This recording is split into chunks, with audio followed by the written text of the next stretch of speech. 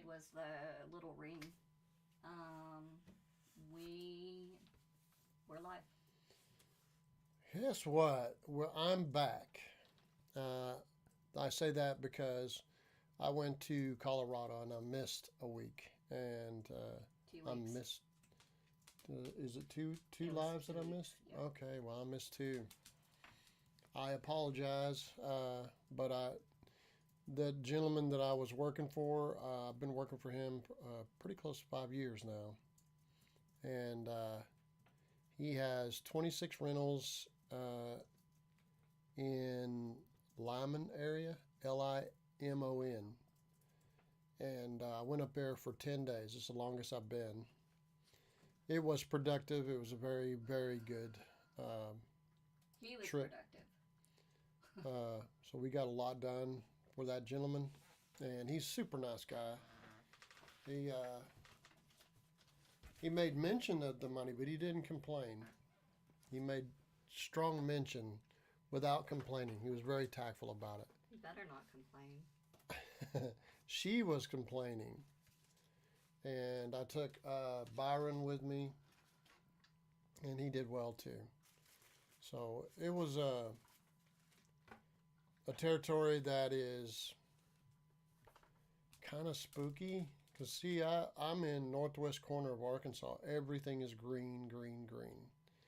And there, in October, I went up there with long sleeve shirts and jackets and things like that. Not heavy jackets. I had one heavy jacket in case, because the people I'd talked to said, "Wow, you're kind of fortunate that it isn't snowing."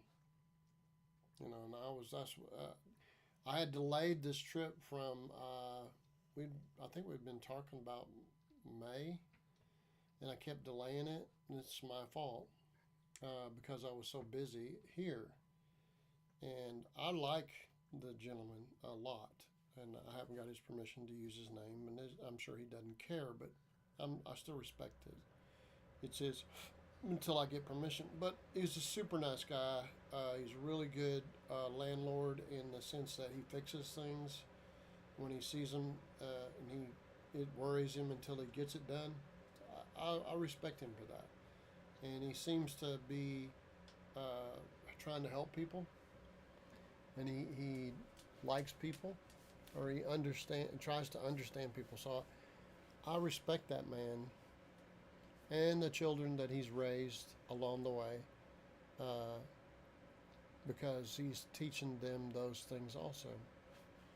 So I went up there, and everywhere I go, I learn. You'll see videos and things like that of the trip. Um, but that area is kind of spooky compared to where I'm at. And I will say, um, because I was aware at all times that if I broke down, there was only one person that I could call that I knew. And you out there might be 15 miles to another house. I mean, you can see the Rockies 75 miles away where Colorado Springs is. So there's a few trees. When I say a few, maybe 5% of what I have around here. And all the grass is brown, and everything's kind of brown unless they plant it and water it.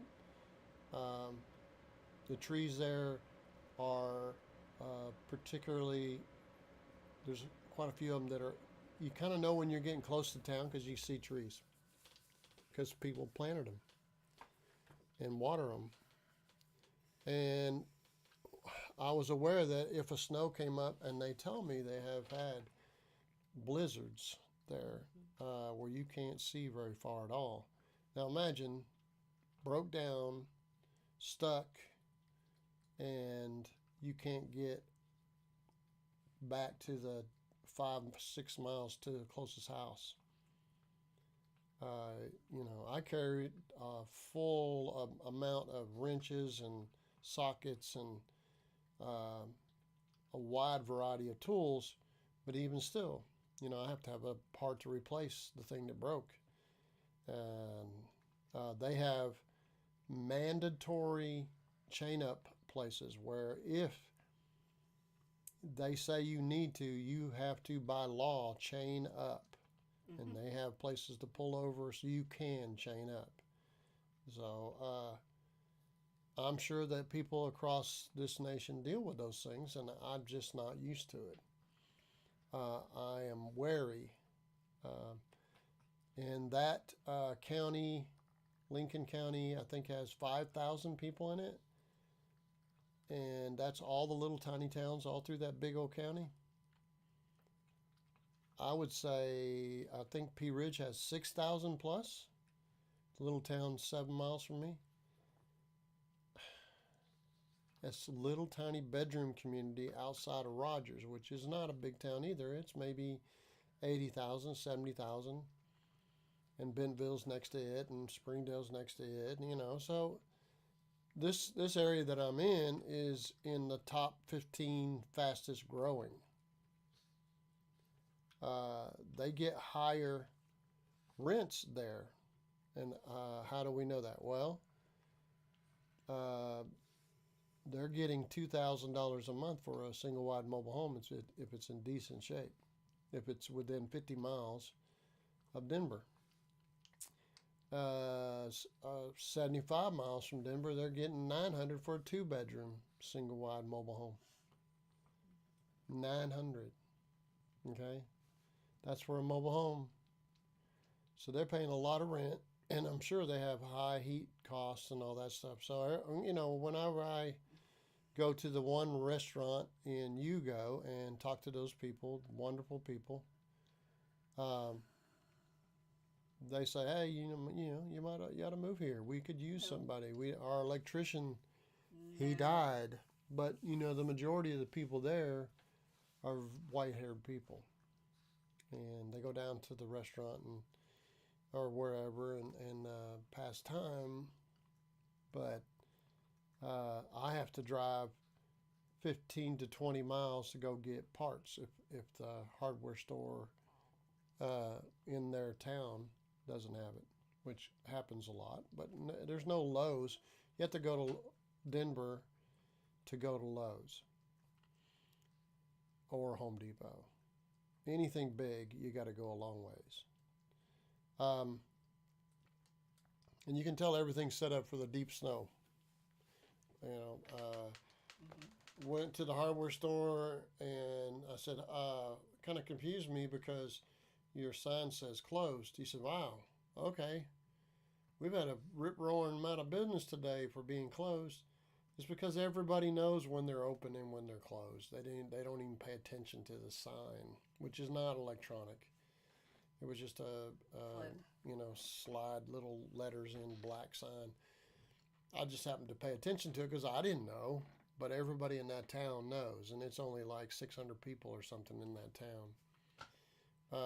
So you go through a lot of towns like that, and there's a lot of for a single wide with a small lot, they're asking $140,000, and a mobile home is not livable. It needs to be worked on for $140,000. Think about that. So anyway, wide open territory, tiny lots getting $140,000 for it in a fallen in mobile home. There was a double lot, still small area, and an old double wide from the 60s. One of the older ones I've seen in quite a while. There's a double wide. They wanted $260,000 for that. Okay. I would say things are pretty high. That was in a town called Byers, which is about 50 miles, 45 miles from Denver. And then all the towns around Denver, which is Aurora and all that. So it's a tough little place you got to be, the people who started that had to be tough people. And you see the little houses sometimes that are failed and where they tried to make it and probably did make it for a long, long time. and then the kids just didn't want to do it no more. Or they just gave up because it was just too hard. Too hard back in the day when there were hardly any paved roads. The freeway systems and everything were created in I think Eisenhower was responsible for that in the 60s and 50s. So, it was tough living out there, and it still is. But the type of people that it took to survive out there, it's a certain type. Think about the wagons that cross over those wide open areas, and you can't even see water for 75 miles. I mean, it's there somewhere, but you can't see it. You can't see like a river or a creek or a spring just anywhere. But you're riding a wagon. And by the way, they got gophers and badgers, which I'm understanding are pretty mean little creatures. You walk along, you thinking you're walking across flat land, you step in a hole. Yep. Yeah, so you could be... There's a bounty on them. Yeah, so you could be... because they kill the cattle. They'll break legs on the cattle, the horses. Yeah, imagine riding your horse and all of a sudden it steps in a hole. Yeah, there's a huge bounty. Has been for decades. When I lived in Wyoming, there was a bounty on gophers for the same reason. It's a different style of life. It's for a tough group of people for sure, and willing to be lonely for great lengths of time back in the day. Now you can travel around pretty quick, but still, consider that people are not aware yet. I think some of your larger air conditioning, plumbing, and electrical companies, they're becoming aware of the shortage of repair people. But up there, they just think, well, everybody's dying off. Yeah, how many young people do you see? They're all going to town because you guys didn't want to pay the people who own companies or the people who They lost Clay. Yeah. Clay was working in Aurora for college. Is a medical college. And they decided they were going to, in the middle of having him there, he hadn't been there 6 months, and they were you know what, we're going to go totally subcontract. We're not going to have a staff. And everybody got their hint pretty quick. Clay was next to the last leaving. Now those same employees are working as subcontractors and making way more money. Does that make any sense? Okay, but anyway, To pay more. that's in a very populated area. They're doing that, and it's foolish because most of them are figuring out the subcontractors are charging way too much. Yep. Like changing a 20-ton coil, they want $100,000 to do it. It only costs $5,000 for the coil. Think about that. There sounds like there's some profit there. Yes, that does weigh 500 pounds. But Clay figured out how to get it done. And they all got together and got it done as a team, the plumber, the electrician. And then they got rid of him. No, this is now where he's at. Oh, where the new place? No, yeah, so... Yeah, they treat him way better. He gets treated with respect because he's a part of a team. He's willing to do all the other things. But anyway, what I'm leading to is these people who complained about the high prices. I can't afford to pay that much. Now that they all went to where they could make the money. Yes, they're paying more rent, but they're where they can make money. And it's going to be a high dollar chase because they're hiring me to go there. Think about that. I'm in Arkansas. I have to drive 11 hours. If you take a stop or two, eat a lunch or something, it's 12 hours to go there and then 12 hours back with a heavy-duty gas-guzzling truck. They're paying me solid money to go there because there are not enough people to do the work, and it's going to get worse. It's going to get worse. I don't intend to quit for another 10 years, and I'll be 74 then. And I don't have it. When I say 10, I figure there's something going to break on me. There's something, I don't have any health issues, none. Okay? Any young person who wants to make money needs to look into getting into the trades. Embrace the guy who's good at what he does, even if he charges a little bit, because he might not be around. He may go into town to make the consistent money. If you're not wanting to pay him, you're wanting to beat him up, you need to think about tipping him because he might not make it between the next time you call him. And then what do? You're calling some big corporation. And I'm going to tell you again, look into it. Hedge funds, these big, huge corporations are buying up all the air conditioning companies and then saying, okay, all you guys are going to charge this amount. We're going to raise the rate whenever we say, and you're going to charge that amount. They can afford to buy it. They can spend $100 million or $200 million and make it all back inside of a year or two. It's coming, guys. The corporations are buying up all these big plumbing, electrical, and air conditioning companies in big areas so they can control the cost to you. Get yourself surrounded with people that are good, that have a good conscience, and treat them well, because there's going to be a shortage. I promise you. Even if every young person decided right now, and they're not going to get into the trades, it's a massive shortage. A massive shortage.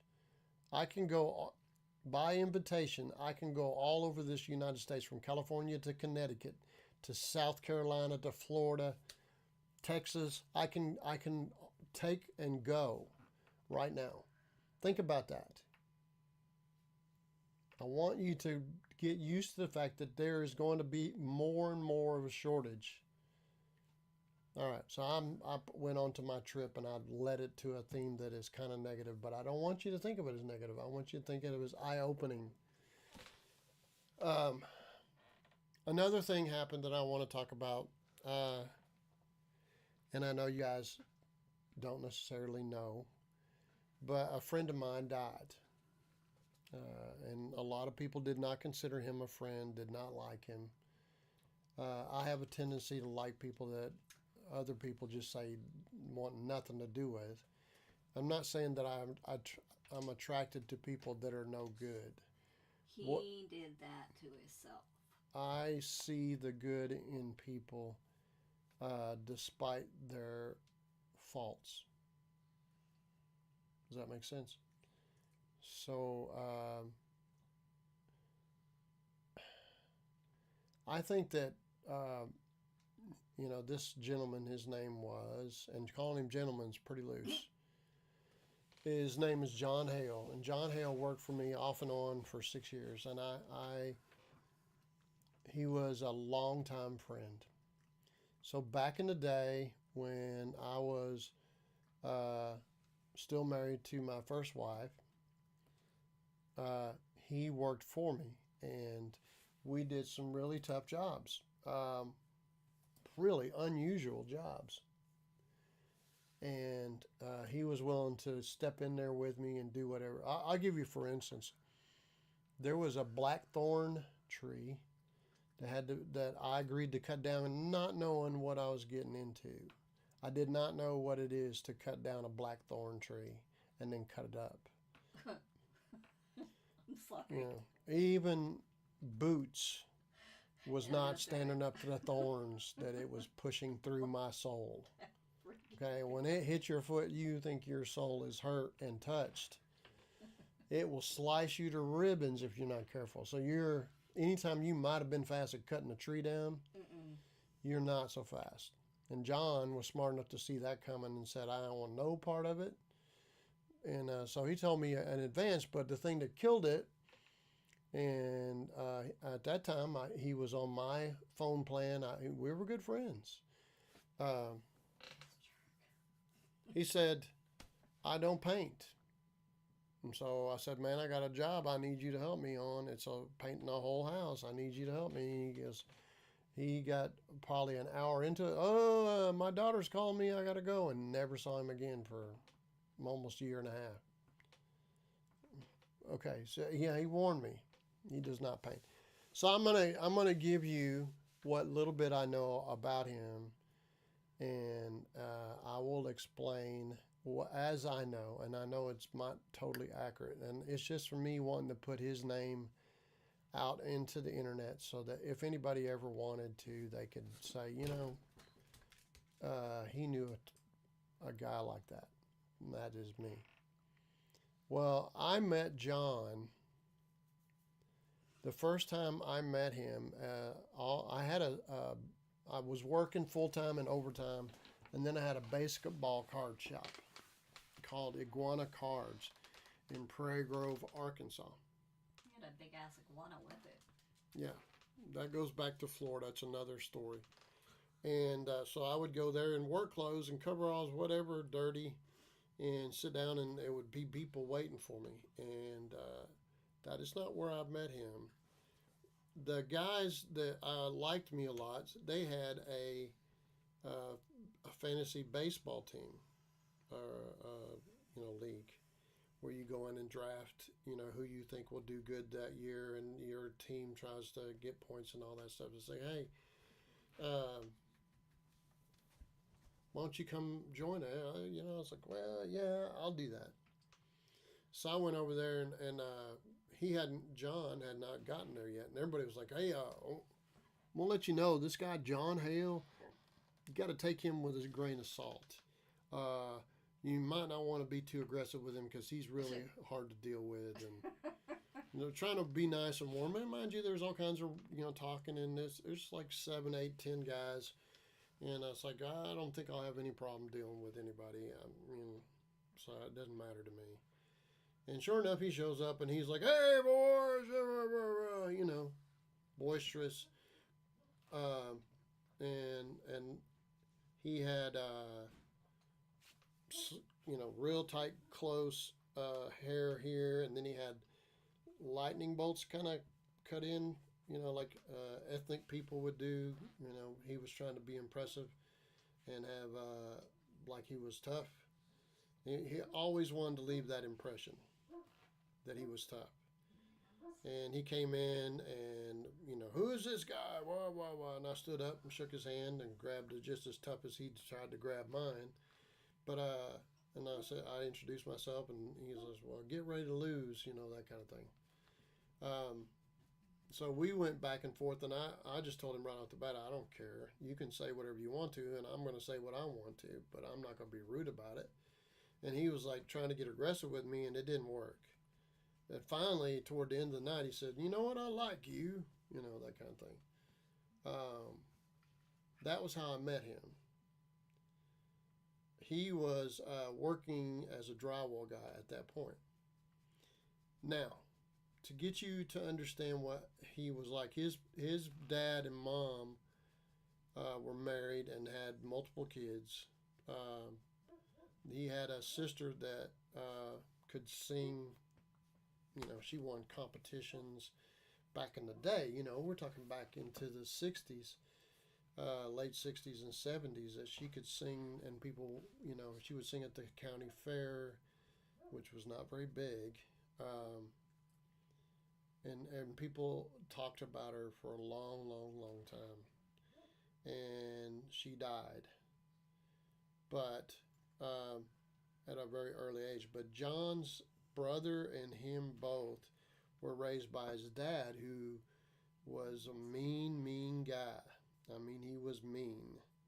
I mean the kind of guy that had a reputation for killing people. He's mean. He was kind of an assassin, a redneck assassin. So he wasn't he an enforcer? No, not for anything biker. There wasn't. I don't think he ever had his legs over a bicycle even. But he was if you owed money to a certain guy, he would make sure you paid. And if you didn't pay, you'd just not live. And that was not something that everybody talked about, and nor was it something that police investigated, because he didn't shoot you point blank. He shot you from a long ways away. And he was mean to his boys because he wanted them to be tough, and he was mean to his woman, so he beat them all up when he lost his temper. And yes, he taught them a lot of toughness. He did teach them a lot of good things that they could use, logging, and it all showed up. John would talk about it, although painfully, and it was that way until John got big enough that he would not allow it anymore. As I recall, he said he broke his dad's arm, but I always, his mom had already run his dad off, and he decided to come back and try to rough everybody up. They never made a lot of money. They were just struggling, and he was probably a man who had fear, and the way he kept his fear at bay was to be mean and angry. And so he raised John and his brother. His brother responded differently, but he raised them to be harsh. And John took it to heart. His brother was a bit more skilled and quiet, but he still was pretty harsh. He just didn't say as much as John did. John, early on in high school, did, he struggled, but he made do. He got stronger as time passed. He used to, at one point, he only had a bicycle, and he'd pedal miles around to go to work, and it made him really fit. And so playing basketball was not a problem for him. He loved basketball, and that is something we had in common. As a game you can play by yourself, and he was good at basketball, particularly after high school. And he played on 3-on-3 competitions across the state, all the way down to 3 or 4 hours away at the Capitol. And they had some pretty good guys. And John would say things because of the boldness of everything. He later on he was mean enough that he became a bouncer, and he was good at it. And he probably liked it. He liked it as long as he won. Yeah, he doesn't like losing. He doesn't like to. He never liked verbally, to lose. Physically. And he would taunt people and cause people to try to want to fight him, and if he knew he could win. And he became particularly. God, he reminded me so much of my ex-husband. He was capable of hurting you. He would literally look at ways before he started with you on how to hurt you. Okay, so he was used to being mean, and used to being with women when it came to the end of the night. As a bouncer, women tend to follow their instinct and go with the meanest guy out or the toughest guy around, and he got to be used to that. I think that had a lot to do with all the marriages and relationships that he had, because well, no woman could put up with it for very long. I'm sorry. He had lots of children from different women, and but there's a toughness about him that I always respected. He was tough as he could be, and that's not fake tough. No, he was tough. He was tough. Like I said, he reminded me so much of my ex-husband that I would respond to him like I did my ex-husband. Right. So, along the way, he came to the sports card shop that I had, and he was like, "Hey, I remember you. I thought I'd stop by and see what you got." I was into Michael Jordan stuff, and he's a handful no matter what situation you have him in. And but we got to be very good. We connected really well. There's a, the fact that I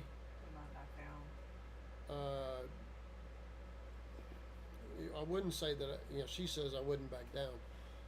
The fact that I respected my space as important as anybody else's he found out real quick that I was not going to allow him to run roughshod over me or say anything he wants to say without calling out. But we both respected each other, and there is a point there in manhood that uh, toughness meets toughness. Sometimes there's a toughness that is longevity, and other times it's just brute strength. And he was one of those guys that he had the brute strength, and there was a fiber in him that was willing to push his own physical abilities beyond what they are. And I understand that. I respect that, and I know it. I'm familiar with it, and I'm doing it even at my age. He was a man's man. He was a straight up, as I said today to the people that I was working for, he was a man's man. There's nobody gonna purposely set out to fight him. He met some people that were probably better fighters, but he was trickier. So he didn't lose too much. If he lost or somebody hit him in the back of the head or in the, injured him so he couldn't get up, it didn't happen very much. And he was just, but that, making him a man's man. What I'm trying to say is, everything about him was masculine, and if anybody was toxic masculine, that would be him. If you want to call somebody toxic, he fit it. But I still cared about him, and we went through some tough times together on jobs. And when you do that, there's a camaraderie that comes with it.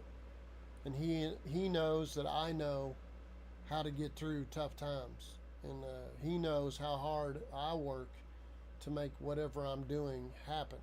And he knows when I'm injured that I work. And he knew those things, and I knew those things about him. So I usually kept him in check, but if he worked for me, which he did like 4 times, he run roughshod over everybody that worked for me. He was really wanting to be dominant all the time. And it was a real hard thing. At the end of it, the last time he worked for me, the real problem I had with him, I could control him and being rude with my help, particularly even my son. Although I wanted my boy to experience what men can be like, I didn't want him to be roughed up, and I wasn't going to allow it. But the thing that caused him the most grief is he felt like he needed to be in charge of himself. He wasn't able to. And he just wasn't capable. By this last time, he couldn't physically keep up with me. He couldn't physically stand to do the traveling I was doing. He couldn't physically do. He wasn't as good a finisher anymore. He wasn't really good at much. He was deteriorating because he had a non-compliant blood pressure problem that he did not take the pills. He was a diabetic and felt like he could drink Mountain Dew whenever he felt like it. But he was better than average. Anybody that I might pick up, he was 7 years ahead of them in experience and skill. So yes, I had to control how he did it because he was wanting to do it his way no matter what, and I had to tell him, hey, you do it my way. I don't care how crazy you think I am.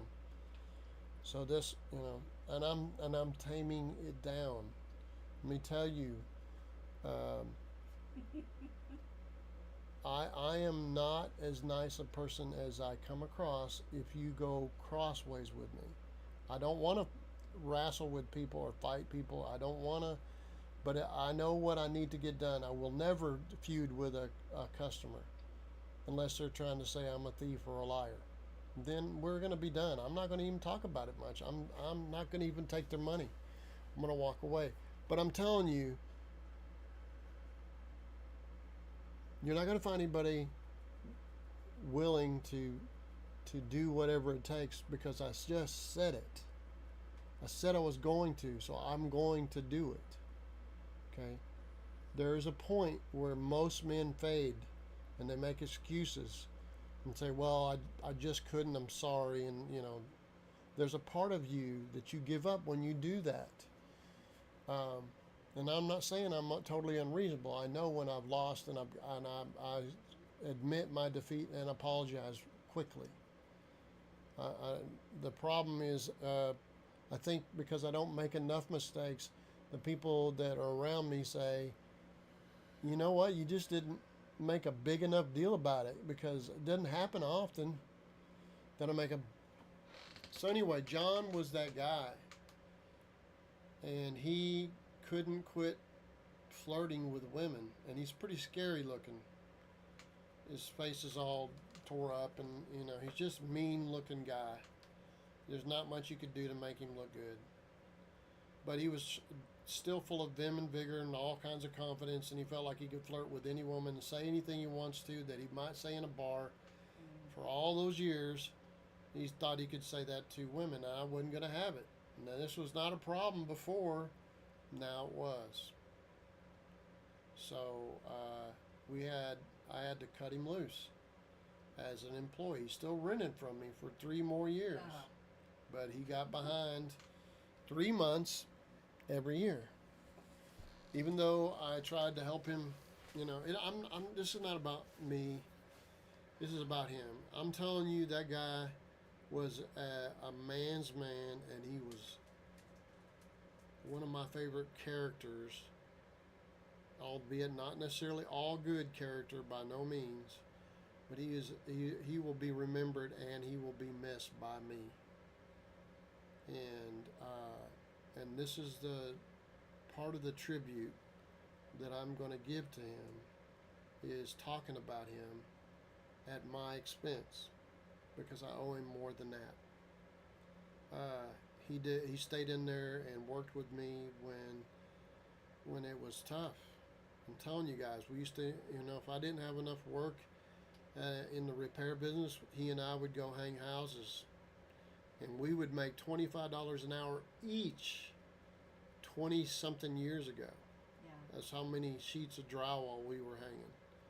We could hang a house. You get there at 5 o'clock in the morning and hang the ceiling, because if you don't, the heat's going to come down off the roof and cook you all day long.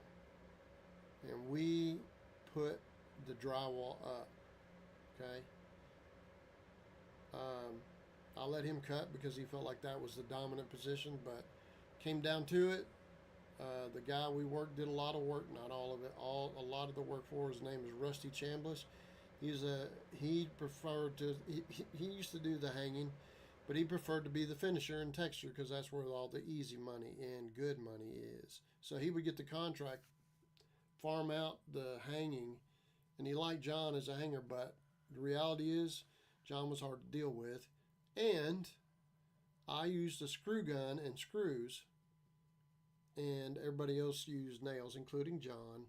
Whenever a hammerhead hits, it's that big. Whenever a screw is in there, that's that big. That drywaller finisher would rather be able to finish that little tiny dent where the screw was than a big hammerhead when you're doing thousands and thousands of them. So he's told John over and over, yeah, I'll take you on only if Phil's with you.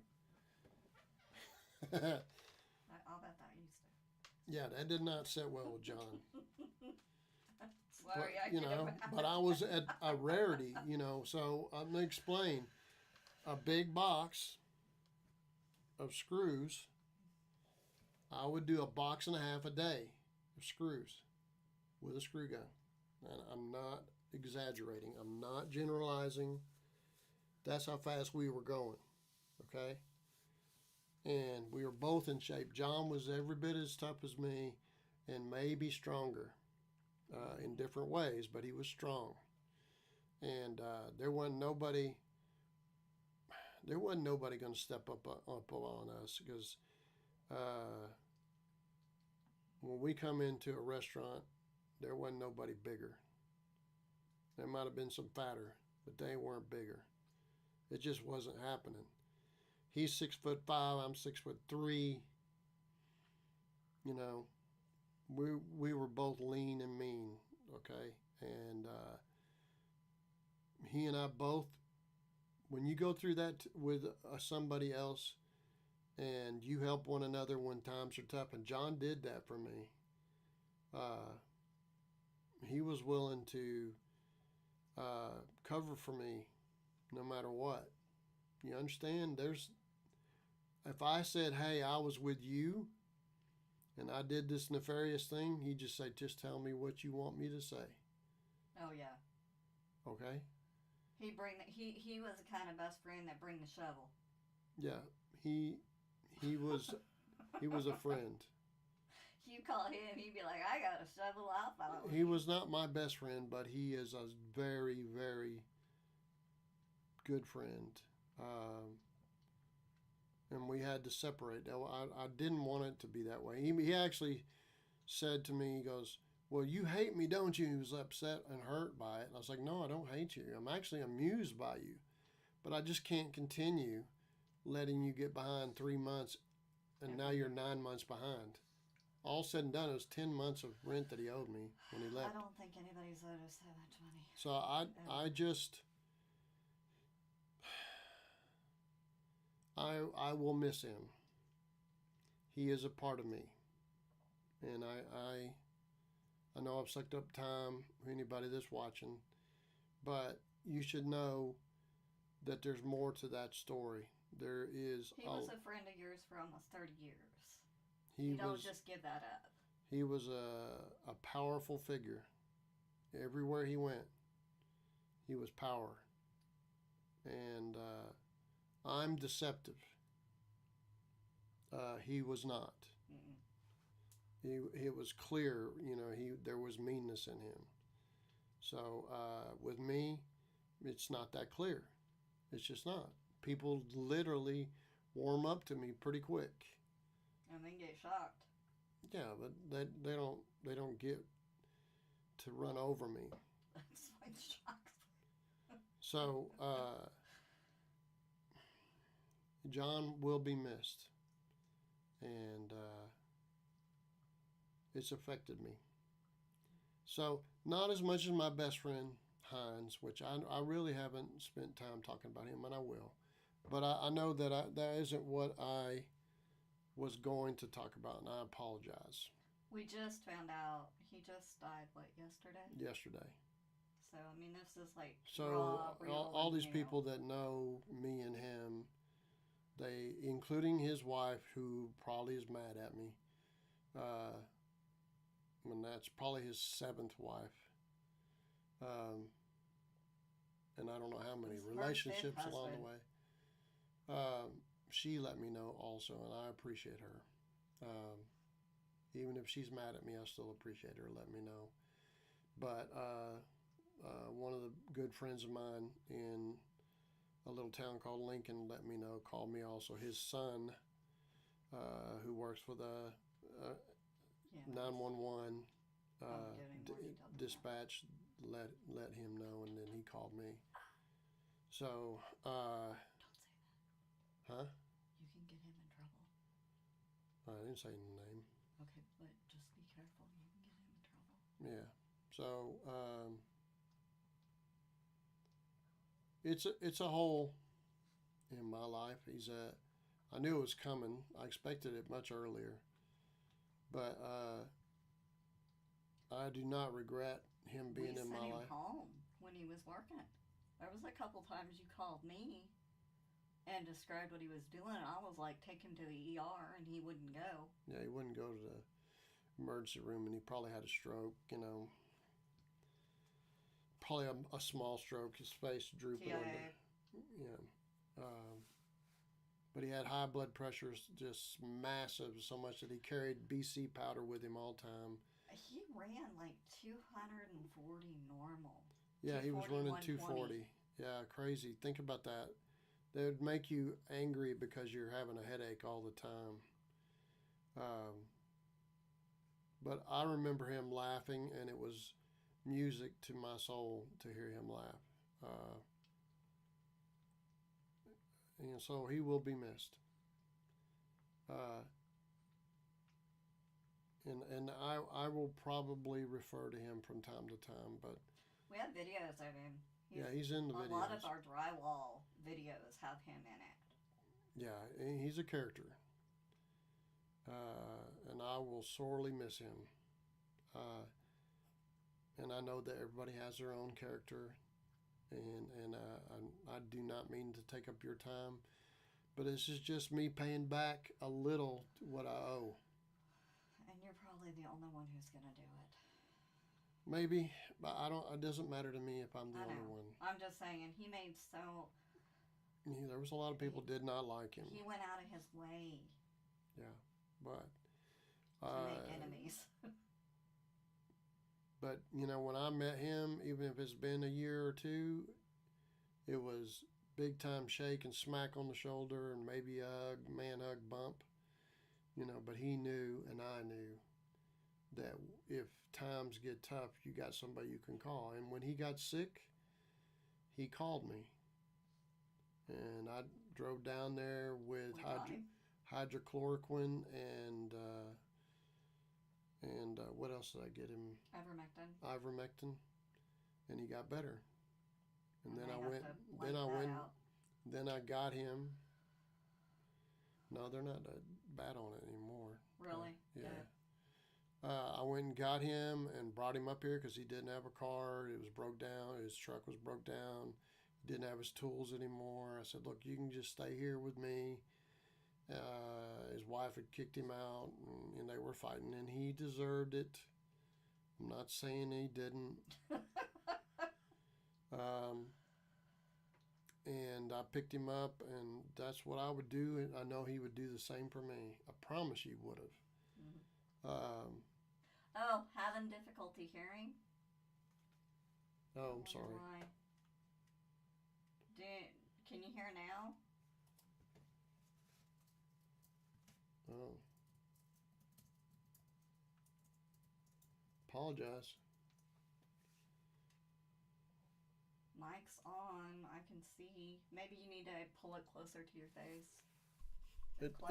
This will pick up something across the room. I know, but it's still. Okay, I apologize. That's me talking about him, and I will pick up where I left off next week, talking about residential fences. And you guys are welcome to ask any questions at any time, even interrupting this stories about him. I would always, there's more. There's a lot of really rough and tough stories. So all the best to you guys. I know that I didn't do what I was talking about, but I promise I will. I will get to what I was talking about and give it the due. But somebody in my life that made me who I am is no longer.